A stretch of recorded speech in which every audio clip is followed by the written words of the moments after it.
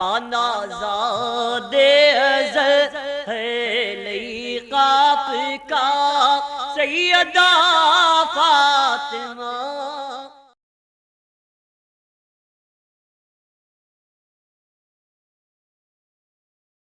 رحمۃ اللہ وبرکاتہ. نحمده ونصلي ونسلم على رسوله الكريم وعلى آله الطيبين الطاهرين وأصحابه الأكرمين أجمعين وعلى من تبعهم بإحسان إلى يوم الدين. أما بعد. وقال تعالى في شان حبيبه الكريم: إن الله وملائكته يصلون على النبي يا أيها الذين آمنوا صلوا عليه وسلموا تسليما. اللهم صل على سيدنا محمد وعلى آل سيدنا مولانا محمد وبارك وسلم. اے ختم رسول، سید کل، سرور ذی شان، سلطانوں کے سلطان، تم قبلہ دل، کعبہ جاں، مرکز عرفان اور حاصل ایمان. تم سامنے ہو اور میں ہوتا رہوں صدقے، مقصد یہ برآئے احسان کئی تم نے کیے، تم پہ میں قربان، ہاں یہ بھی ایک احسان. برادران عزیز، الحمدللہ اللہ کا بڑا فضل ہے، اور یقیناً یہ بزرگوں کی نگاہ کرم ہی ہے کہ اللہ نے ہمیں یہاں جمع بھی فرمایا ہے اور انہی کے صدقے میں ہمیں سیکھنے کا موقع بھی عنایت فرمایا.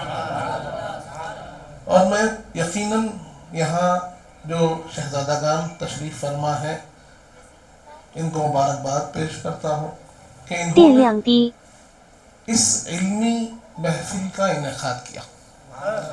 برادران عزیز، آج معاملہ یہ ہو گیا ہے کہ علم کا فقدان اور عمل کا فقدان یہ ظاہر ہے ہمارے سامنے. ہماری نوجوان نسل علم اور عمل دونوں سے دور نظر آ رہی ہے، اور اکثر خرابیوں کی وجہ یہی دو چیزیں ہیں. اس کے ساتھ ایک اور چیز اگر جوڑ دوں تو غلط نہ ہوگا کہ علم کی کمی، تربیت کی کمی اور عمل کی کمی، یہ تین چیزیں بے راہ روی کا شکار ہوتے ہوئے نوجوانوں میں نظر آ رہی ہے. اگر آج اصلاح ہو سکتی ہے، اگر آج سدھار ہو سکتا ہے، آج بھٹکے ہوئے راستہ پا سکتے ہیں تو علم و تربیت سے ہی پا سکتے ہیں، عمل کے ذریعے ہی پا سکتے ہیں. اور یہ تمام چیزیں کہیں ملتی ہیں تو اللہ والوں کے بارگاہ میں ملتی ہیں، کیونکہ اللہ والا تبھی بنتا ہے کہ جب اس کا علم بھی مستفید ہو، علم بھی اس کا کامیاب ہو، عقیدہ بھی کامیاب ہو، نیت بھی اخلاص والی ہو، دل میں تقوی ہو، پرہیزگاری ہو، پھر ان تمام صفات کے ساتھ وہ اس علم پر عمل پیرا ہو. اور جب اس کا عمل، اس کا علم، اس کا عقیدہ، اس کا تقوی، اس کی نیت، اس کا اخلاص جب رب کی بارگاہ میں مقبول ہوتا ہے تبھی تو اللہ کا محبوب ہوتا ہے. تو جب ہم کسی اللہ کے محبوب کو پا چکے ہیں اور ہم یہ دیکھ رہے ہیں کہ ہمیں کچھ سمجھ نہیں آتا، بس اوقات یہ ہوتا ہے کہ یہ تمام الگ الگ اجزاء حاصل کرنا مشکل ہو جاتا ہے.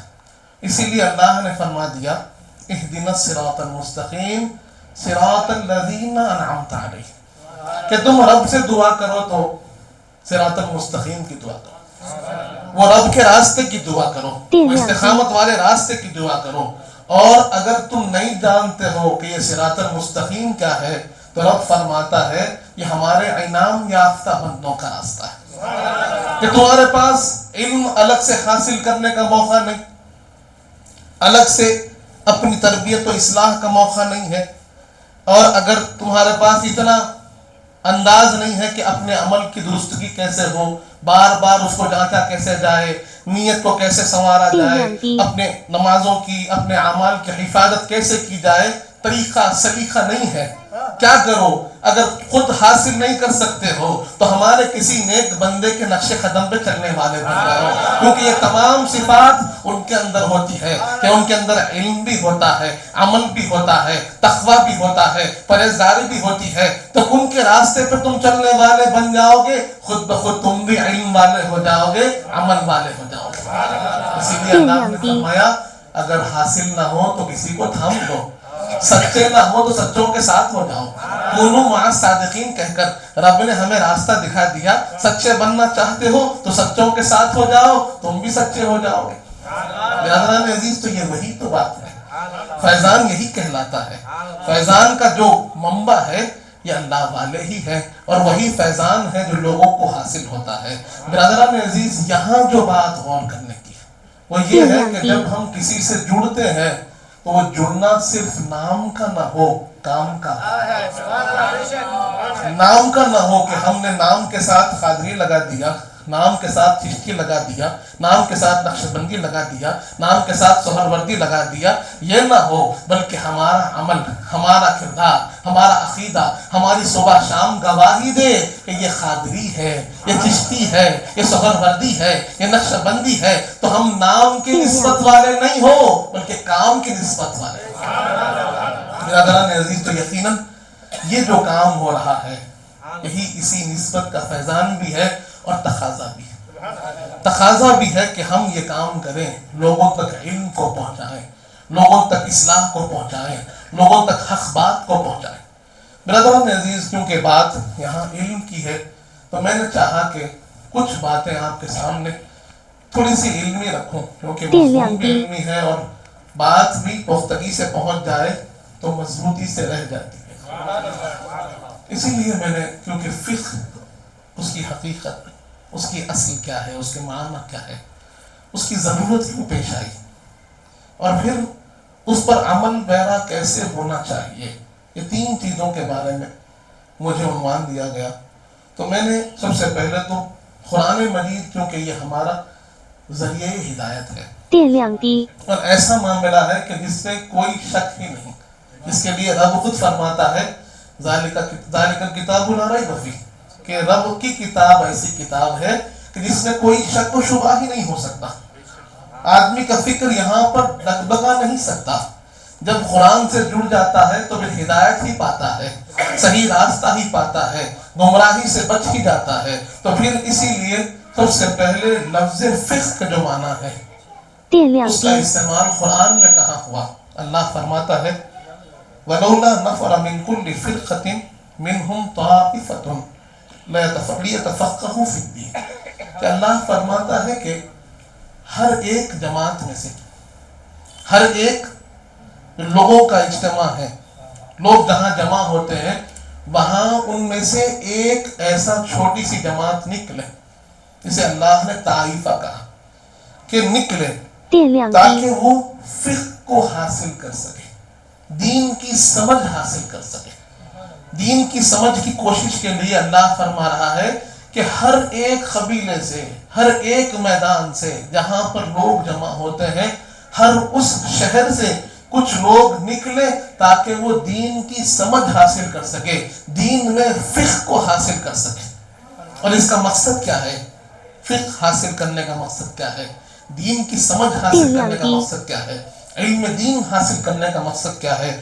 اللہ فرما رہا ہے لِيُنذِرُوا قَوْمَهُمْ، تاکہ وہ اپنی قوم کو ڈرا سکیں، بچا سکیں، قوم کو بچا سکیں۔ اِذَا رَجَعُوا إِلَيْهِمْ لَعَلَّهُمْ يَحْذَرُونَ، جب وہ پڑھ کر سیکھ کر واپس آ جائے تو پھر اپنے قبیلے کو، اپنے کنبے کو، اپنی قوم کو وہ برائی سے، خرابی سے بچا سکے۔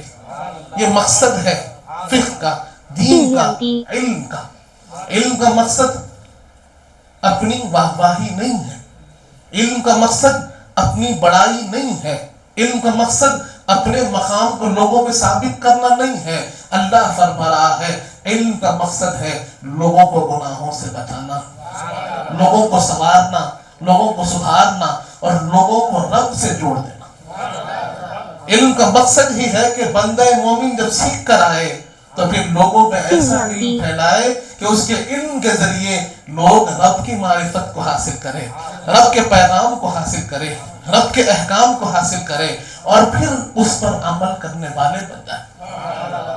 تو یہاں پر رب نے کہا لِيَتَفَقَّهُوا فِي الدِّينِ، لوگ اس لیے نکلے تاکہ وہ دین کی سمجھ کو حاصل کریں، دین کے معاملے کو سمجھ سکیں۔ برادران عزیز، پھر جو لوگ دین کے لیے نکلتے ہیں، فقہ سے جڑتے ہیں، فقہ والوں کی فضیلت کیا ہے؟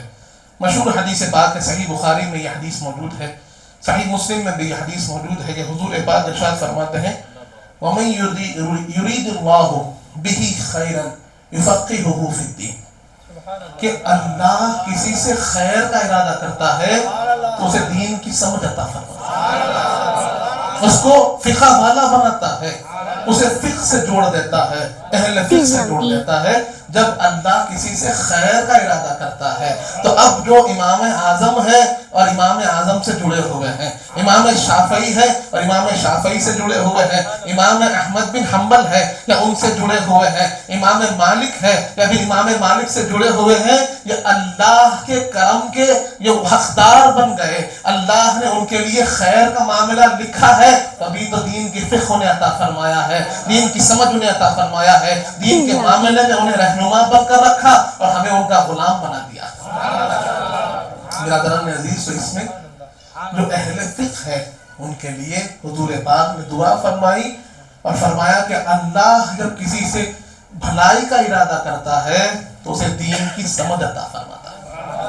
اور آگے حدیث پاک آئی، آگے کا جملہ جو ہے بڑا خاص ہے، حضور پاک فرماتے ہیں وَإِنَّمَا أَنَا خَاسِبٌ وَاللَّهُ، جان لو یقیناً کہ تقسیم کرنے والا میں ہوں، اللہ عطا فرماتا ہے۔ اور اس حدیث پاک سے جوڑ کر سمجھانا، یعنی دولت تو بہت ہے، لوگ دولت کی تلاش کرتے ہیں، الگ الگ چیزوں کی مانگ کرتے ہیں، الگ الگ چیزوں کی طلب میں لگے رہتے ہیں، جان لو کہ ہر چیز جو بڑھتی ہے وہ میرے ہی در سے بڑھتی ہے، میں ہی تقسیم کرنے والا ہوں، عطا کرنے والی ذات میرے پروردگار کی ہے، اور ہر نعمت کو تقسیم کرنے والا میں ہوں۔ لیکن ساری کچھ نعمتوں میں سب سے بہترین کوئی نعمت ہے، وہ علم کی نعمت ہے، وہ فقہ کی نعمت ہے۔ برادران عزیز، یہاں بھی یہ بات کو سمجھنا ہوگا کہ جو کچھ بٹ رہا ہے وہ در نبی سے بٹ رہا ہے، علم بھی وہیں سے بٹ رہا ہے، نعمتیں بھی وہیں سے بٹ رہی ہے۔ بہت سے لوگ سمجھتے ہیں کہ یہاں ہے تو فیض جاری نہیں، حضور پاک فرماتے ہیں جب تک رب دے رہا ہے میں ہی بانٹ رہا ہوں۔ برادران عزیز، تو یہ سرور کائنات کا صدقہ ہے جو ہم کھا رہے ہیں، سیکھ بھی رہے ہیں تو انہی کا صدقہ ہے، سمجھ بھی رہے ہیں تو انہی کا صدقہ ہے، کھا بھی رہے ہیں تو انہی کا صدقہ ہے۔ برادران عزیز، آگے ارشاد ہوتا ہے کہ اہل فقہ اور ان کی اہمیت کیا ہے، ان کی فضیلت کیا ہے۔ حضور پاک حدیث پاک میں ارشاد فرماتے ہیں، اس حدیث پاک سے پہلے آپ کو لفظ فقہ کو سمجھنے کی ضرورت ہے، کیونکہ اس کو سمجھتے نہیں ہیں تبھی لوگ پریشان ہوتے ہیں، اس کی اہمیت کو نہیں سمجھتے۔ فقہ کے معنی کیا ہے؟ تو علامہ زمخشری اپنی کتاب فائق کے اندر نقل فرماتے ہیں، آپ فرماتے ہیں الفقہ حقیقتاً الشق والفتح، فقہ حقیقت میں جو ہے یہ کھولنا ہے، معاملات کو کھولنا، کسی بھی چیز کے کھولنے کو فقہ کہتے ہیں، کسی بھی چیز کے پھاڑ کر کھول کر پیش کرنے کو فقہ کہتے ہیں۔ اب اصطلاح میں اس کے معنی کیا ہے؟ آپ فرماتے ہیں الفقیہ العالم الذی یشق الاحکام ویفتش عن حقائقها ویفتح ما استغلق منها۔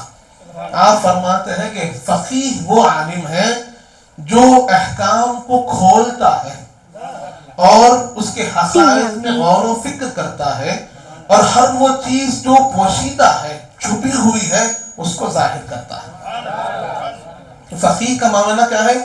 صرف روایت کرنا نہیں ہے، صرف روایت کرنا نہیں ہے۔ آج جو بات چل رہی ہے، یہ یہاں جمع ہونے کا بنیادی مقصد ہمارے بادشاہوں کو جو فکر لاحق ہوئی، اس مقصد کے تحت ہم کو جمع کیا گیا کہ آج فقہ اور اہل فقہ کو لوگ حقارت سے پیش کر رہے ہیں.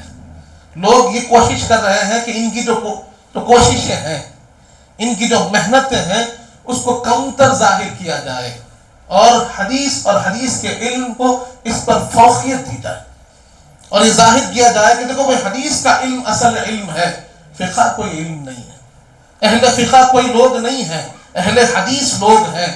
حدیث والے، حدیث پڑھنا، حدیث سیکھنا، قرآن حدیث یہ جو لوگ کر رہے ہیں یہ ان کی کم عقلی کی دلیل ہے. برادران عزیز، کہنے والے فقہ کی اہمیت کو زبانی طور پر کہیں نہ کہیں کم کرنے کی کوشش کرتے ہیں، لیکن جب آپ ان سے سوال کر لیں، ان سے کچھ باتیں پوچھ لیں، آگے میں آپ کے سامنے کچھ مثالیں پیش کروں گا، اس سے آپ کو اندازہ ہوگا کہ اہل فقہ کا مرتبہ کیا ہے، درجہ کیا ہے، اور کیا معاملہ، کتنا بلند معاملہ ہے کہ حضور پاک نے جو فرمایا ہے کہ رب جس سے خیر کا معاملہ کرتا ہے اسے فقہ کا علم عطا فرماتا ہے.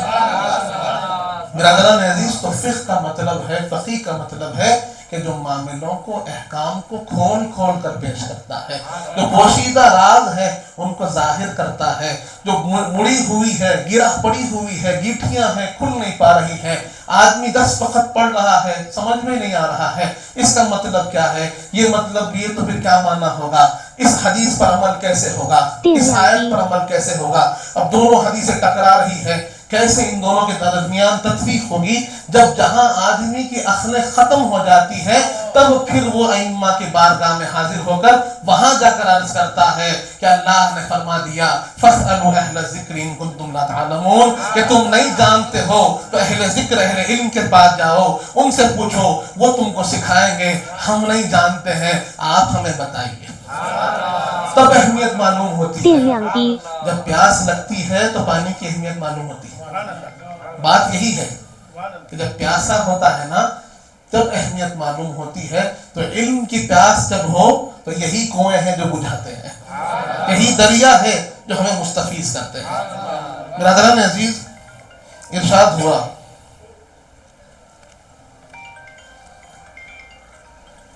حضور پاک ارشاد فرماتے ہیں، حضرت عبداللہ ابن مسعود رضی اللہ عنہ اس کی روایت فرماتے ہیں، اور یہی روایت حضرت زید بن ثابت سے بھی مروی ہے. آپ فرماتے ہیں قالوا، کہ یہ دونوں نے فرمایا، قال رسول اللہ صلی اللہ علیہ وآلہ وسلم نظر اللہ عبدا سمع مقالتی فوعاها وحفظها ثم اداها الى من لا يسمعها فرب حامل فقه غیر فقیہ ورب حامل فقه الى من هو افقه منه. حدیث باغ امام احمد نے بھی اس کو نقل کیا ہے، ترمذی نے بھی اس کو نقل کیا ہے، ابو داؤد نے بھی اس کو نقل کیا ہے، اور کئی محدثین نے اس کو نقل کیا. حضور پاک ارشاد فرما رہے ہیں کہ اللہ اس بندے کو سرسبز و شاداب کر دے، اللہ اس بندے کی زندگی کو ہرا بھرا کر دے، بارونق کر دے، برکت کر دے، کہ جس نے مجھ سے میرے بارے میں میرا کہا ہوا کچھ سنا، حضور پاک کے فرمان کو سنا، اور اس کے بعد کیا کیا، فوعاها، اس کو محفوظ کر دیا، وحفظها، اس کو یاد کر لیا، ثم اداها، پھر اس کو ادا کیا، الی من لا یسمعها، پھر جس نے نہیں سنا تھا ان کو جا کر سنایا کہ حضور پاک کا فرمان کیا ہے سنو، سرور کائنات نے کیا فرمایا ہے سنو. حضور پاک کے فرمان کو لوگوں میں پہنچایا تو اللہ کئی دعا حضور پاک فرماتے ہیں کہ اللہ اس کے زندگی کو سرسبز کر دے، شاداب کر دے. آگے فرمایا فرب حامل فقہ غیر فقیہ، کہ کئی ایسے لوگ ہیں کہ جن کے پاس فقہ کی باتیں تو ہوتی ہے لیکن اس کی سمجھ نہیں ہوتی. یعنی ان کے پاس حضور پاک کے مخالف تو ہیں، حضور پاک کی روایات تو ہیں، لیکن اس کو سمجھنے کا سلیقہ ان کے پاس نہیں ہوتا. لیکن ان کا کردار بڑا اچھا ہے کہ وہ کیا کرتے ہیں کہ اس کو یاد کرتے ہیں اور لوگوں تک پہنچاتے ہیں. خود سمجھ نہیں پاتے کوئی بات نہیں، لیکن لوگوں تک پہنچاتے ہیں، لوگوں تک پہنچاتے ہیں. آگے فرما رہے ہیں حضور پاک ارشاد فرماتے ہیں فرب حامل فقہ غیر فقیہ ورب حامل فقہ الی من هو افقہ منہ. اور بعض وقت ایسا ہوتا ہے کہ لوگ حدیث کو، حضور پاک کے مخالف کو اپنے پاس یاد کرتے ہیں، ان کے پاس سمجھ نہیں ہوتی، لیکن ایسوں تک پہنچا دیتے ہیں جن کے پاس اس کی سمجھ ہوتی ہے، جن کے پاس اس کا خیال ہوتا ہے، وہ درایت ہوتی ہے، وہ قابلیت ہوتی ہے کہ اس کے مسائل کو لوگوں تک سمجھائیں۔ تو صرف یاد کرنا کافی نہیں ہے، اس کو سمجھانا بہت ضروری ہے۔ برادران عزیز، یہ حضور پاک نے ارشاد فرمایا کہ کئی مرتبہ ایسا ہوتا ہے کہ یاد کرنے والوں کو فہم نہیں ہوتا، لیکن ان کا پہنچانا ان تک ہوتا ہے جو اس کا فہم رکھتے ہیں۔ حضور پاک سمجھا رہے ہیں کہ ہر محدث اگرچہ کہ اس کا علم نہیں رکھتا، وہ گہرائی نہیں رکھتا، لیکن ان کا کردار بھی بڑا اعلیٰ ہے کہ وہ فقیہ تک بات کو پہنچا دیتے ہیں، جو مسائل کو کھول کھول کر کے لوگوں کو سمجھاتے ہیں۔ آگے حدیث پاک میں ہم کو اور واضح ہوگا کہ فقیہ کا مقام حضور پاک نے کیا سمجھایا۔ ارشاد ہوتا ہے، جامع صغیر میں اس کو نقل کیا گیا یہ حدیث پاک کو، کہ قال نبی صلی اللہ علیہ وآلہ وسلم ان لکل شیء دعامت ودعامت هذا الدین الفقہ۔ حضور پاک فرماتے ہیں کہ ہر چیز کا ایک ستون ہے، ایک مضبوط کرنے والی چیز ہے جس کو ہم ستون کہتے ہیں۔ کہ چھت ہے، چھت کس پہ کھڑا ہے؟ ستون پہ کھڑا ہے۔ ستون جتنا مضبوط، چھت اتنا مضبوط ہے۔ تو ہر چیز کا ایک ستون ہوتا ہے۔ حضور پاک فرماتے ہیں میرے دین کا ستون فقہ ہے، فقہ ہے۔ حضور پاک فرما رہے ہیں کہ دین کا ستون جیسے نماز ہے، ویسے ہی فقہ بھی دین کا ستون ہے۔ آگے ارشاد ہوا وَفَقِيهٌ وَاحِدٌ أَشَدُّ عَلَى الشَّيْطَانِ مِنْ أَلْفِ عَابِدٍ۔ ارشاد ہوتا ہے کہ ایک فقیہ شیطان پر 1000 عابدوں سے زیادہ بھاری ہے۔ ایک فقیہ شیطان کے لیے 1000 عبادت کرنے والوں سے زیادہ شدید اور زیادہ مشکل اور بھاری ہے۔ برادران عزیز، یہاں وجہ کیا ہے؟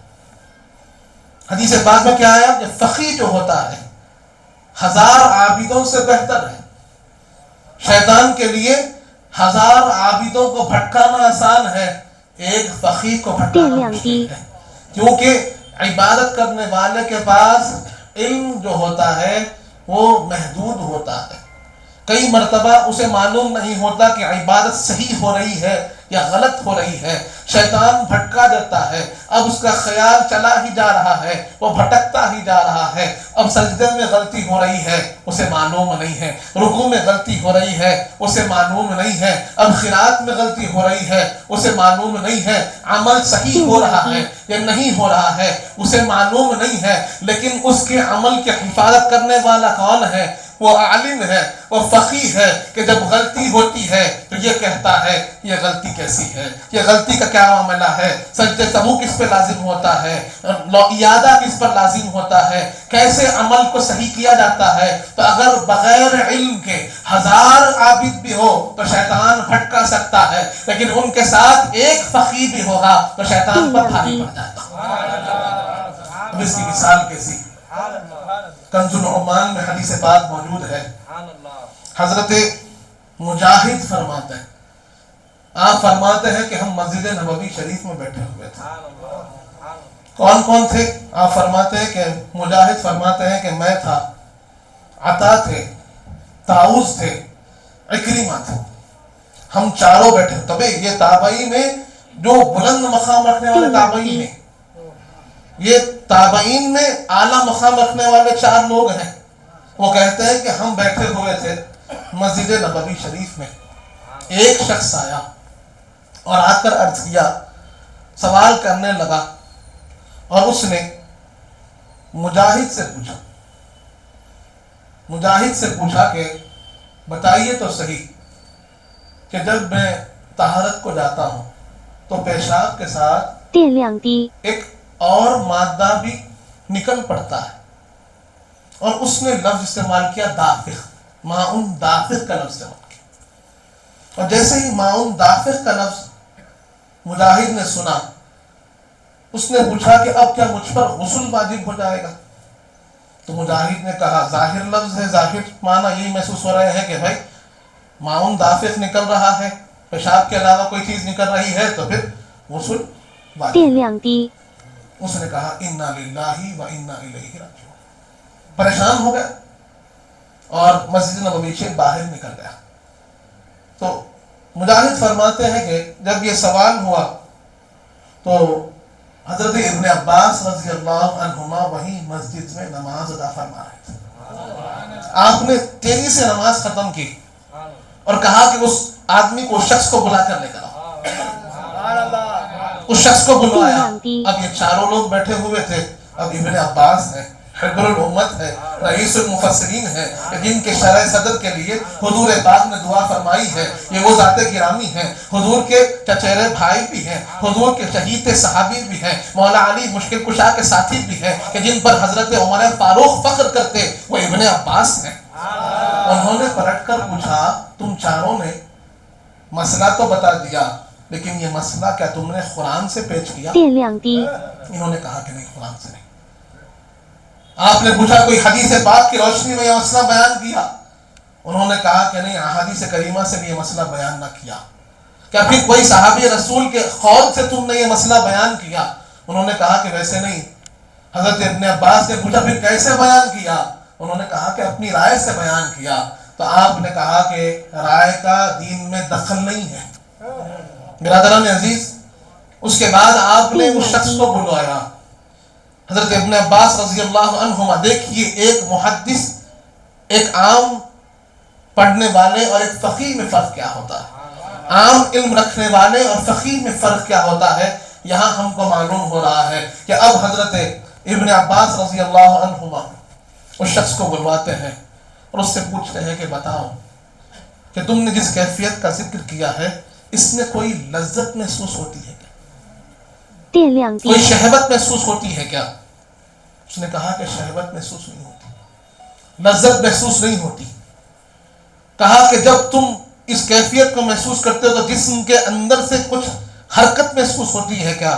اس نے کہا کہ حرکت بھی محسوس نہیں ہوتی، لیکن جب بھی پیشاب کو جاتا ہوں تو یہ مادہ جو ہے وہ پیشاب کے بعد خارج ہوتا ہے۔ تو آپ نے کہا کہ تجھ پر غسل واجب نہیں ہے، تجھے وضو ہی کافی ہے۔ کتنا بڑا حکم کا فرق ہو گیا کہ آپ نے اس علت کی طرف نظر ڈالی جہاں رب نے فرمایا ماء دافق، تو پھر اس دفق کی طرف نظر ڈالی۔ یہ کیفیت کب ہوتی ہے؟ شہوت کے ساتھ ہوتی ہے، لذت کے ساتھ ہوتی ہے۔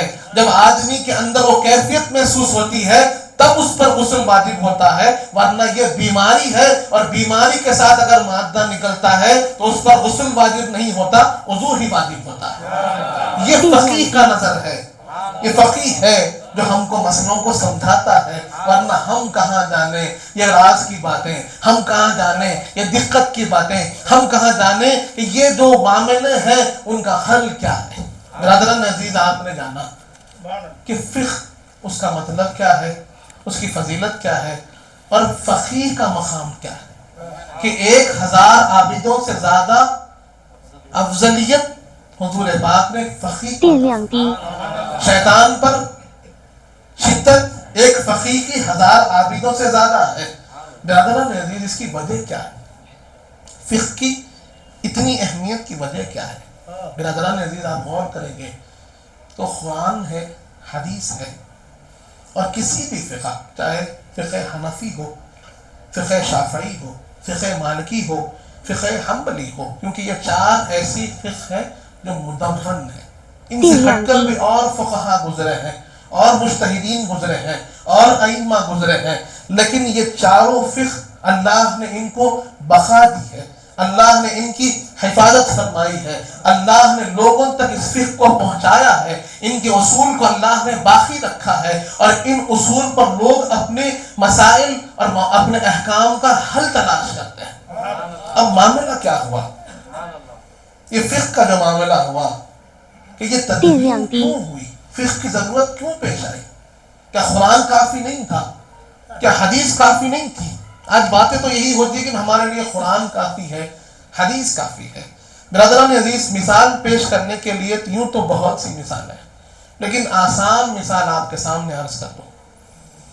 اللہ رب العزت نے ارشاد فرمایا کہ لا تقربوا الصلاۃ وانتم سکارا، کہ 电 تم 量低， نماز کے قریب نہ جاؤ اس حال میں کہ تم نشے میں ہو۔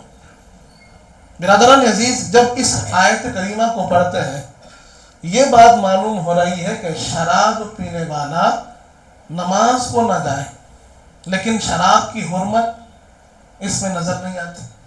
یہاں تو جواز نظر آ رہا ہے کہ بھائی نماز کے علاوہ پی سکتے ہو، نماز کے وقت نہیں پینا، لیکن یہ فقہا کی 电量低， کیفیت اور ان کی اہمیت یہاں معلوم ہوتی ہے کہ انہوں نے دوسری آیت کو سنایا اور فرمایا کہ جو شراب ہے، کیا فرمایا اللہ نے؟ نجس رجس من عمل الشیطان، کہ یہ شیطان کا عمل کی خرابی ہے، اس کے اعمال میں سے ایک نجس عمل ہے کہ اللہ نے یہاں بالکلیہ طور پر ختم کر دیا۔ 电量低， اس آیت میں اختتام پورا نہ ہوا، اب یہ آیت کو اگر لے کر کوئی عمل کرنا چاہے گا تو عمل نہیں ہو پائے گا، اسے آیتوں میں تطبیق دینی ہوگی، اسے ناسخ و منسوخ کو سمجھنا ہوگا۔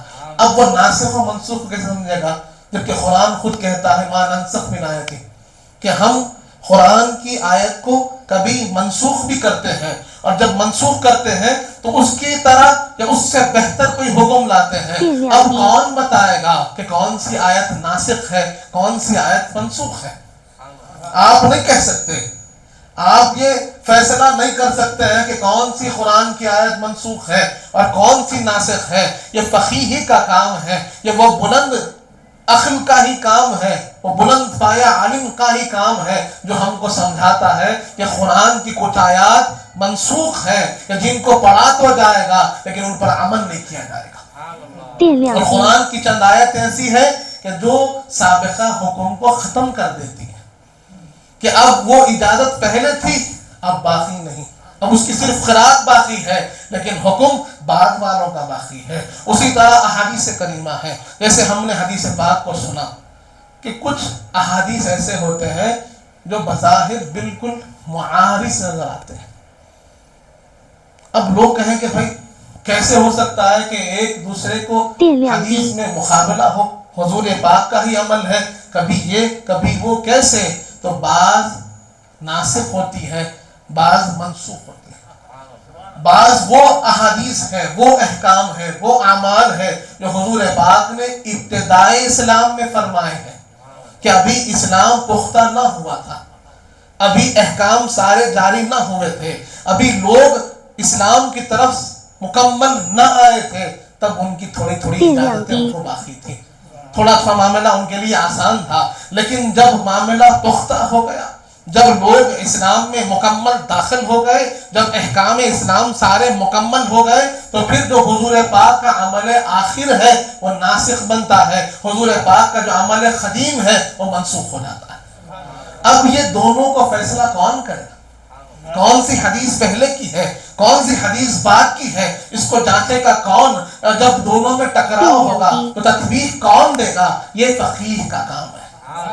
برادران عزیز، یہی تو معاملہ ہے کہ ہر بندہ حدیث پڑھ کر اس کو اختیار نہیں کر سکتا، یہ بھی حدیث میں ہے، وہ بھی حدیث میں ہے، یہ عمل بھی حدیث میں ہے، یہ عمل بھی حدیث میں ہے، لیکن کیونکہ جب تک یہ فقہ کی کیفیت نہ ہو، یہ گہرائی علم کی نہ ہو کہ وہ احادیث کریمہ کے وہ شان ورود کو سمجھے، آیات کریمہ کے شان نزول کو سمجھے، اور اس کے بعد ان واقعات کو تطبیق دے کر سمجھائے کہ حضور پاک نے جو آخر عمل کیا ہے کون سا ہے، تب جا کر عمل اس کا پختہ ہوتا ہے۔ ناسخ و منسوخ کا تعارف بھی ضروری ہے عمل کرنے کے لیے، اور وہ ہمیں فقیہ ہی سمجھاتے ہیں۔ برادران عزیز، ویسے ہی آپ دیکھتے ہیں کہ جتنے اعتراض ہوتے ہیں، قرآن پر اعتراض لوگوں نے کیا، احادیث پر اعتراض لوگوں نے کیا، اس کا جواب کس نے دیا؟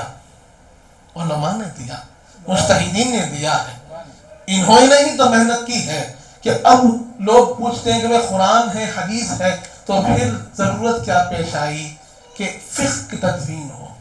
برادران عزیز، معاملہ جیسے میں نے عرض کیا کہ قرآن و احادیث میں اشارات ہیں، کچھ محکمات ہیں، کچھ متشابہات ہیں، کہ آپ ان کو سمجھ نہیں پاتے. خود قرآن کہتا ہے کہ خلیل، کہ بہت کم لوگ ہیں جو ان کو سمجھ پاتے ہیں. لیکن اب لوگوں کو قرآن پر عمل کرانا ہے، لوگوں کو احادیث کریمہ پر عمل کرانا ہے، اور پھر اسلام پھیلتا گیا پھیلتا گیا پھیلتا گیا، اور نئے نئے مسائل سامنے آنے لگے، رونما ہونے لگے. جو پہلے نہ تھا وہ اب موجود ہے، پہلے جو کیفیت نہیں تھی اب موجود ہے، پہلے جو حالات نہیں تھے اب موجود ہے، پہلے جو اسباب نہیں تھے اب موجود ہے. اب قرآن سے براہ راست کیسے حکم نکال سکتے ہیں، حدیث سے براہ راست کیسے حکم نکال سکتے ہیں، یہ دشواریوں کو ائمہ نے محسوس کیا، اور اسی لیے انہوں نے کیا کیا، قرآن و حدیث سے احکام کو مدون کیا، احکام دیے، اصول دیے، قاعدے دیے، کہ اب اس قاعدے پر آپ کسی بھی مسئلے کو لے جا کر پیش کر دیجئے، آپ کو مسئلے کا حل مل جائے گا. قاعدہ قرآن و حدیث کی بنیاد پر، اور قاعدہ ایسا دے دیا کہ اب اس کے بعد آپ لے جا کر اس قاعدے پر کسی بھی مسئلے کو رکھ دیجئے کہ جائز ناجائز، آپ فیصلہ کر پائیں گے جائز ہے کہ ناجائز ہے. تو وہ قاعدے کس نے دیے؟ انہی ائمہ نے دیے. اب کوئی کہے کہ بھئی ان قاعدوں کی حقیقت کیا ہے، یہ قاعدے جو بنائے گئے کہاں سے بنائے گئے، یہ اصول جو قائم ہوئے کہاں سے قائم ہوئے، اس کے لیے انہوں نے واضح طور پر فرما دیا کہ ہمارے اصول کی بنیاد 4 چیزوں پر ہے. ایک، قرآن. سب سے پہلے کوئی بھی مسئلے کو دیکھا جائے گا کہ اس کی اصل قرآن میں ملتی ہے کہ نہیں. دوسری، آپ نے فرمایا حدیث، کہ احادیث کریمہ میں اس کی اصل ملتی ہے یا نہیں ملتی ہے. کسی بھی مسئلے کو ہم پہلے قرآن پر پیش کریں گے، پھر حدیث پہ پیش کریں گے. اگر احادیث کریمہ میں واضح طور پر اس کی صراحت نہیں ملتی ہے تو پھر ہم دیکھیں گے اجماع صحابہ، کہ صحابہ اکرام کہ جب سامنے یہ مسئلہ پیش ہوا تو انہوں نے کیا فرمایا، اور اکثریت صحابہ نے کیا فرمایا، صحابہ اکرام کی میجارٹی کس طرف گئی. 3 چیزوں میں بھی اگر مسئلہ نہیں ملتا تو چوتھی چیز بتائی گئی قیاس. اس قیاس پر لوگ بڑا اعتراض کرتے ہیں. لوگ کہتے ہیں کہ یہ قیاس جو ہے یہ فقیہ کی اپنی رائے ہے، یہ ان کا اپنا اجتہاد ہے، انہوں نے اپنی رائے سے مسئلہ بیان کیا ہے، اور اس لیے ہم کو رائے نہیں لینا ہے. یہاں پر بھی انہوں نے خیانت کی. جو فقہاء نے قیاس کی بات کی ہے وہ قیاس مستنبط ہے، قیاس اپنی عقل کا نہیں ہے. قیاس بالعقل کو انہوں نے جائز نہیں کہا، قیاس بالنفس کو انہوں نے جائز نہیں کہا، بلکہ انہوں نے قیاس مستنبط کی اجازت دی ہے. اور قیاس مستنبط کسے کہتے ہیں؟ قیاس مستنبط کا مطلب یہ ہوتا ہے کہ جب فقیہ کسی مسئلے کی صراحت کو قرآن میں، حدیث میں، اجماع میں نہیں پاتا ہے تو پھر وہ علت کو تلاش کرتا ہے کہ وہ علت کیا ہے، کہ جائز ہے یا حرام ہے. کیا علت کے ذریعے سے وہ جائز کہہ رہا ہے، کیا علت کے ذریعے سے وہ حرام کہہ رہا ہے، اس علت کو وہ قرآن و حدیث و اجماع میں تلاش کرتا ہے. جب علت قرآن و حدیث میں ملتی ہے تو اس علت کی بنیاد پر ہی اس کا حکم لگتا ہے. اس علت کے نکالنے کو قیاس کہا گیا اور اسے ہی قیاس مستنبط کہا جاتا ہے. تو فقیہ نے اپنی رائے کی اجازت نہیں دی. مجتہد نے یہ نہیں کہا کہ میں کہہ رہا ہوں، نہیں، بلکہ قرآن میں اس کی مثال اسی طرح پر ایک مسئلہ ملتا ہے، حدیث میں اسی طرح کا ایک مسئلہ ملتا ہے، اس سے فیض لیتے ہوئے، اس سے علت لیتے ہوئے انہوں نے مسئلے کو ثابت کیا. برادران عزیز، اتنی زیادہ احتیاط کے بعد بھی لوگ کہتے ہیں کہ نہیں، فقیہ کی ضرورت کیا ہے، فقہ کی ضرورت کیا ہے، تخلیق کی ضرورت کیا ہے، اجتہاد کی ضرورت کیا ہے. یہاں تک کہ امام اعظم ہو کہ دیگر ائمہ ہو، انہوں نے واضح طور پر فرما دیا اذا صح الحدیث فہو مذہبی، کہ میرا مذہب جو ہے وہ صحیح حدیث ہے. اس سے بڑھ کر کیا دعویٰ ہو.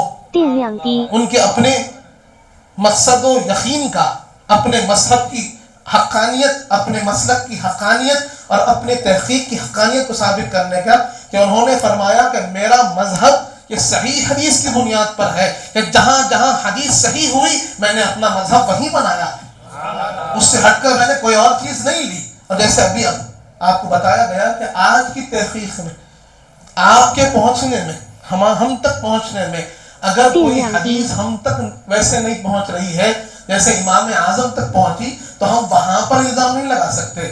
ہماری تحقیق میں کمی ہے، ہماری کمزوری ہماری اپنی تحقیق میں ہے کہ ہم اس صحیح حدیث تک نہیں پہنچ پا رہے ہیں. ورنہ امام اعظم ہو، امام شافعی ہو، امام مالک ہو، امام احمد بن حنبل ہو، انہوں نے یہ دعویٰ کیا ہے کہ میرے مذہب کی بنیاد، میری تحقیق کی بنیاد، میری تدوین کی بنیاد جو کچھ ہے وہ قرآن و صحیح حدیث پر ہے. 电量低， انہوں نے تو یہ فرما دیا ہے. اب کمزوری ہمارے اندر ہے. اب ہم نے اپنے آپ کو مخیت کر لیا ہے کہ ہم کہتے ہیں نہیں بخاری ہونا، ہم کہتے ہیں صرف مسلم ہونا. تو صحیح بخاری میں کتنے احادیث ہیں کسی کو معلوم؟ 7,000 چلر احادیث. 7,000 سے کچھ زیادہ احادیث پوری صحیح بخاری میں ہے. اور اس کی تجرید کر دی جائے یعنی ریپیٹ جو احادیث ہوئے ہیں الگ الگ ابواب میں، ان ریپیٹڈ احادیث کو اگر نکال دیا جائے تو کتنے احادیث بچ جاتے ہیں؟ 3,000 سے کچھ زیادہ. اب آپ سوچئے کہ جو امام بخاری جن کو 1,00,000 صحیح حدیثیں یاد تھی، ان کی کتاب میں صرف 3,000 حدیثیں ہیں یا 7,000 حدیثیں ہیں، تو بتائیے بقیہ حدیثیں کہاں گئی؟ 1,00,000 احادیث امام بخاری کو یاد ہے اور ان کی کتاب میں صحیح بخاری میں صرف 7,000 چلر حدیثیں ہیں. تو بقیہ حدیثیں کہاں ہیں؟ یہ ہماری اپنی تحقیق کی کمی ہے، ہماری اپنی محنت کی کمی ہے. ورنہ انہوں نے لکھا بھی ہے، جمع بھی کیا. خود کہتے ہیں 1,00,000 صحیح حدیثیں امام بخاری کو یاد کی. اور آج ہم جن ائمہ کی بات کر رہے ہیں اور ان کے مقابل میں محدثین کو پیش کر رہے ہیں، وہ ائمہ وہ ہے جن میں امام احمد بن حنبل بھی ہے کہ جن کو 10,00,000 سے زیادہ حدیثیں یاد تھی. آج لوگ حدیث کا تانا دیتے ہیں، ارے وہ امام احمد بن حنبل جو امام بخاری کے بھی استاد ہیں، امام مسلم کے بھی استاد ہیں، یہ تمام ائمہ محدثین کے استاد امام احمد بن حنبل ہیں جن کی سب سے بڑی حدیث کی کتاب ہے، جن کے حدیث کی کتابوں میں کئی ہزار حدیثیں موجود ہیں اور جن کو 10,00,000 سے زیادہ حدیثیں یاد تھی. جب وہ آپ کو مسئلہ بتاتے ہیں تو پھر کتنی بہتر انداز میں بتاتے ہیں. پھر امام احمد بن حنبل کس کے شاگرد ہیں؟ امام شافعی کے شاگرد ہیں. امام شافعی کس کے شاگرد ہیں؟ امام مالک کے شاگرد ہیں. امام شافعی کس کے شاگرد ہیں؟ امام محمد کے شاگرد ہیں. امام محمد کس کے شاگرد ہیں؟ امام اعظم کے شاگرد ہیں.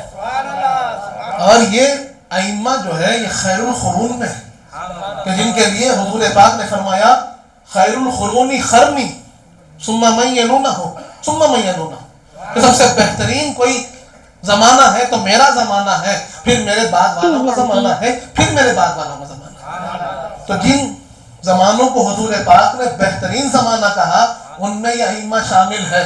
ہم تو یہ دور فتن میں ہے، یہ تو صدقہ ان کا ہے، کرم ان کا ہے، محنت ان کی ہے کہ آج بھی ہم بچے ہوئے ہیں. ان کے راستے پہ ہیں اس لیے بچے ہوئے ہیں جو ان کو چھوڑ رہے ہیں. من شذ شذ فی النار، حضور پاک نے فرما دیا اہل سنت والجماعت ہی حقیقی جماعت ہے جو اس جماعت کے ساتھ جڑا ہوا ہے، کامیابی کی طرف ہے، اور جس نے اس جماعت کو چھوڑا وہ جہنم کے راستے پہ جا رہا ہے. برادران عزیز، آج لوگ ان کی محنتوں کو سر پہ رکھنے کی جگہ اس کو حقارت کی نظر سے پیش کر رہے ہیں. یہ دیانت داری نہیں، بددیانتی ہے، یہ خیانت ہے. یہ دین کی ان ائمہ کی محنتوں کو ہمیں چاہیے کہ جتنا ہو سکا لوگوں تک پہنچائے، مشقت کریں، محنت کریں. برادران عزیز، اور فقہ پر عمل کرنا آج آسان کیوں ہو گیا؟ آسان اسی لیے ہو گیا کہ یہ ائمہ نے محنت کر کر ہر مسئلے کا حل پیش کر دیا. آپ کے سامنے سچویشن ہے، الاشباہ والنظائر کتاب ہے. آپ اگر پڑھیں گے فقہ کے اندر، شافعی فقہ کے لیے بھی ہے، حنفی فقہ کے لیے بھی ہے، دونوں کے لیے کتاب ہے الاشباہ والنظائر. وہ کتاب کو آپ پڑھ کے دیکھیے، ہم کو اندازہ ہوگا کہ ان کی محنت کیا ہے کہ ایک مسئلہ کتنے الگ الگ صورتوں میں آ سکتا ہے، کتنے شق اس میں پیدا ہو سکتے ہیں. سچویشن بدلنے کے لحاظ سے اس مسئلے میں کیا پیچیدگی آتی ہے وہ بھی بتا دیا، اس پیچیدگی کا کیا حل ہوتا ہے وہ بھی سمجھا دیا. اتنی محنت کی ہے کہ ہم پڑھ نہیں پا رہے ہیں. انہوں نے لکھ کر چلے گئے، تحقیق کر کر انہوں نے لکھ کر چھوڑ دیا. ان کتابوں کو ہم آج پڑھ نہیں پا رہے ہیں، آج حل کرنے کے لیے مشکل ہوتی ہے، کیونکہ علم کا انحطاط ہے، اور حضور پاک نے فرمایا قیامت سے پہلے علم اٹھا لیا جائے گا۔ مطلب کیا ہے؟ کتابیں چھپ رہی ہیں، ہزاروں کتابیں چھاپی جا رہی ہیں، کتابیں موجود ہیں، شروحات موجود ہیں، پھر کیا بات ہے کہ علم اٹھایا جا رہا ہے، علم کی کمی نظر آ رہی ہے۔ تو بتایا مفسرین نے، محدثین نے، شارحین نے کہ علم کے اٹھانے سے مراد علماء کو اٹھا لیا جائے گا۔ آج ہم دیکھ رہے ہیں وہ علماء جو ہم نے جس سے پڑھا آج وہ لوگوں کے لیے حاصل نہیں، جو اوپر والوں نے ہم سے اوپر والے جس سے پڑھے ویسے علماء آج موجود نہیں ہیں۔ تو علماء جا رہے ہیں، فقہاء جا رہے ہیں، وہ ائمہ جو ہم کو سکھا رہے تھے وہ ہم سے جدا ہو کر جا رہے ہیں۔ تو آج جو موجود ہے ان کی قدر کرنے کی ضرورت ہے، الزام کی ضرورت نہیں ہے، لوگوں سے بحث کرنے کی ضرورت نہیں ہے، بلکہ جو علماء ہیں ان سے سیکھنے کی ضرورت ہے، ان کو سمجھنے کی ضرورت ہے۔ اور آج جو لوگ اعتراض کرتے ہیں، چاہے تقلید پر اعتراض ہو، فقہ پہ اعتراض ہو، احناف کے ہونے پہ اعتراض ہو، کیونکہ انہوں نے مسلک کو سمجھا نہیں۔ وہ سمجھ رہے ہیں کہ حضور پاک کا راستہ الگ ہے، ائمہ کا راستہ الگ ہے، اس لیے لوگ گمراہ ہو رہے ہیں۔ ان کو سمجھانا پڑے گا کہ حنفی ہو، شافعی ہو، حنبلی ہو، مالکی ہو، یہ سب کے سب حقیقت میں محمدی ہیں، یہ الگ نہیں ہیں، یہ اسی درخت کی شاخیں ہیں۔ صرف پہچاننے کے لیے، سمجھنے کے لیے جیسے بتایا جاتا ہے ویسے آپ کو سمجھایا گیا، ورنہ ان کی اصول کی بنیاد قرآن پر ہے، حدیث پر ہے، اجماع صحابہ پر ہے، قیاس مستنبط پر ہے۔ یہ نہ قرآن کو چھوڑ کر کوئی مسئلہ بیان کیے ہیں، نہ حدیث کو چھوڑ کر مسئلہ بیان کیے ہیں، انہوں نے کبھی ایسی جرأت کی ہی نہیں، اور کیسے ممکن ہو۔ میرا برادران عزیز، تو اس لیے ہمیں چاہیے کہ ہم علم کو سیکھیں، علماء کی صحبت میں بیٹھیں، مشائخ کی صحبت میں بیٹھیں، وہاں سے علم حاصل کریں گے تو یقیناً صحیح راستے پر رہیں گے۔ اگر ہم کسی کو سنتے ہیں، خود پڑھنے کی کوشش کرتے ہیں، تو صحیح مسلم کا اگر آپ مقدمہ اٹھا کر دیکھیں تو وہاں پر لکھا گیا ہے، وہاں پر آپ کو بتایا گیا ہے کہ علم سیکھنے سے پہلے دیکھو کس سے سیکھ رہے ہو، کس سے لے رہے ہو، وہ دیکھنا ضروری ہے۔ کسی سے بھی علم سیکھنا اس کی آپ کی اجازت نہیں ہے، وہ آدمی متقی ہو، پرہیزگار ہو، خوف خدا رکھتا ہو، صحیح راستہ رکھتا ہو، صحیح اس اساتذہ سے سیکھا ہو تو پھر اس سے علم سیکھنا چاہیے۔ ورنہ کوئی بھی شخص، ایک روایت آپ کے سامنے عرض کرتا ہوں، بات کو ختم کروں، اس سے معلوم ہوگا کہ ائمہ کی مشقت و محنت کیا ہے، اور عام لوگ جو ذہنوں میں خیال پیدا کرتے ہیں ان کے خیال کیسے انہوں نے رفع کیا۔ امام اعظم کی طرف یہ منسوب ہے، بڑا مشہور واقعہ ہے کہ اس وقت بادشاہ ہوتے تھے، اور بادشاہوں کے پاس آ کر یہ معتزلہ، یہ دہریے ان کا ذہن خراب کر دیتے تھے۔ اسی لیے صحبت کا بڑا دخل ہے، کیسی صحبت ہوتی ہے اس کا اثر ہوتا ہے۔ نیکوکار سیکھے ہوئے لوگ بھی بری صحبت میں خراب ہو جاتے ہیں، بری سنگت میں خراب ہو جاتے ہیں۔ تو بادشاہ پڑھا لکھا بادشاہ تھا، جانکار بادشاہ تھا، لیکن یہ خراب لوگوں کے ساتھ رہنے سے اس کی فکر خراب ہو گئی، اور اللہ کی موجودگی پر سوال ہو گیا۔ اس نے وہ کہنے لگا کہ اللہ ہے نہیں ہے، نعوذ باللہ، اس پر سوال ہو گیا۔ اور دنیا کی جو خلقت کا معاملہ ہے، اس نے کہنے لگا کہ بھئی یہ تو آج بھی جیسے سائنس لوگ کہتے ہیں کہ بھئی یہ بگ بینگ تھیوری تھی، بگ بینگ ہوا اور ساری کچھ پھیل گیا، پھر ایسا معاملہ ہوگا سب سکڑ جائیں گے۔ اب ایک ڈاروین تھا، پہلے اس کی تحقیق کو ختم کر دیا گیا، تحقیق وہ تھیوری آف ایوولوشن چلی کہ نہیں، چھوٹے سے بڑا، بڑے سے چھوٹا ہوتے ہوتے لوگ بنتے گئے۔ تو اللہ کی قدرت کے منکر، اللہ کے خلقت کے منکر لوگ تھے، بادشاہ وقت کے پاس بیٹھے ہوئے، لوگ پریشان ہیں، سوال ہو گیا، اعتراض ہو گیا کہ اللہ موجود ہے تو کیسے ہے؟ اللہ اگر پیدا کرتا ہے تو کیسا پیدا کرتا ہے؟ اللہ اگر نظام چلا رہا ہے تو کیسے نظام چل رہا ہے؟ یہ اللہ کا نظام چلایا ہوا ہے، کوئی ناظم ہے چلانے والا کہ نظام چل رہا ہے؟ اس کو ثابت کرو۔ اب مناظرے کا وقت طے پایا، مناظرہ ہونے والا ہے۔ اب وہ دہریوں کی طرف سے جو بیٹھا ہوا تھا آ کر بیٹھ گیا اور انتظار کرنے لگا، بہت وقت گزر گیا۔ بہت دیر کے بعد غالباً امام اعظم کی طرف بھی منسوب ہے اور دیگر ائمہ کی طرف بھی یہ واقعہ منسوب ہے، لیکن بات سمجھنے کی ہے جو سمجھائی جا رہی ہے۔ بہت دیر بعد آپ تشریف لائے، تشریف لانے کے بعد پوچھا گیا کہ بھائی اتنی تاخیر کی وجہ کیا ہے؟ تو آپ نے فرمایا کہ ندی درمیان میں تھی، ندی پار کرنی تھی، کشتی موجود نہیں تھی۔ پھر میں نے دیکھا کہ درخت کٹنے لگے، درخت خود سے کٹا اور اس سے لکڑیاں جدا ہونے لگی، اس کے بعد لکڑیاں خود بخود جڑنے لگی اور کشتی تیار ہونے لگی۔ پھر میں اس کشتی میں بیٹھا، کشتی خود بخود چلنے لگی اور میں ندی پار کر آ گیا۔ وہ جو دہریہ بیٹھا ہوا تھا اس نے کہا یہ کیسی بات کر رہے ہیں؟ تم کو اتنا بڑا عالم کہہ کے بلایا گیا، تم کو امام کہہ کے لوگوں نے تمہارا انتظار کیا اور تم ایسی عجیب بات کرتے ہو۔ ارے درخت خود سے کیسے کٹ سکتا ہے؟ لکڑیاں خود کیسے جدا ہو سکتی ہے؟ کشتی خود کیسے بن سکتی ہے؟ ناؤ خود کیسے چل سکتی ہے؟ تو پھر امام اعظم نے فرمایا ارے ایک درخت جب خود سے کٹ نہیں سکتا، ایک کشتی جب خود سے بن نہیں سکتی، ایک کشتی جب خود سے چل نہیں سکتی، تو ساری کائنات خود سے کیسے چل سکتی ہے؟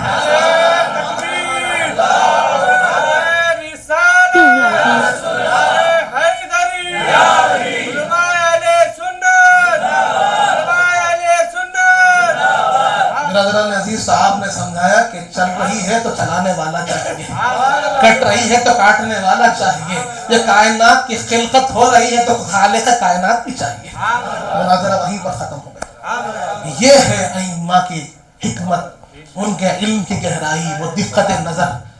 برادران عزیز، کہاں ان کے احسان کا ہم کو جو ہے اتنا ہو سکا اعتراف کرنا چاہیے، اور یہ احسان فراموشی ہو رہی ہے کہ ان پر اعتراض ہو رہا ہے کہ ان کو دین معلوم نہ تھا، ان کو حدیث نہ پہنچی تھی۔ ارے جن کے شاگرد عبدالرزاق، مصنف عبدالرزاق کے لکھنے والے امام عبدالرزاق ہو، مصنف ابن ابی شیبہ کے لکھنے والے امام ابن شیبہ ہو، امام وقی جن کے شاگردی میں ہے، ان کو 10-10 20-20 لاکھ حدیثیں یاد ہیں، 10 لاکھ سے زائد ایک ایک امام کو حدیث یاد ہے، وہ امام اعظم کے شاگرد ہیں، اور لوگ کہتے ہیں کہ ان کو حدیث نہیں معلوم تھی۔ جو براہ راست صحابہ کرام سے حدیث سیکھے ہو، جنہوں نے تابعین تبع تابعین کا دور پایا ہو، ان سے سینکڑوں ائمہ نے فیض پایا ہے، آج لوگ ان کے علم پر گفتگو کر رہے ہیں۔ یہ بڑی خطرناک بات ہے، ایسے لوگوں سے بچنے کی ضرورت ہے، صحیح راہ پر چلنے کی ضرورت ہے۔ میں سمجھتا ہوں کہ میں نے وقت زیادہ لیا، لیکن کچھ باتیں تھیں عرض کرنے کی، میں نے عرض کی۔ انہیں چند کلمات کے ساتھ آپ سے رخصت لیتا ہوں۔ وما علینا الا البلاغ المبین۔ سرکار آپ کا محتاج کرم ہے، نسبت کی قسم ہے، نسبت کی قسم ہے۔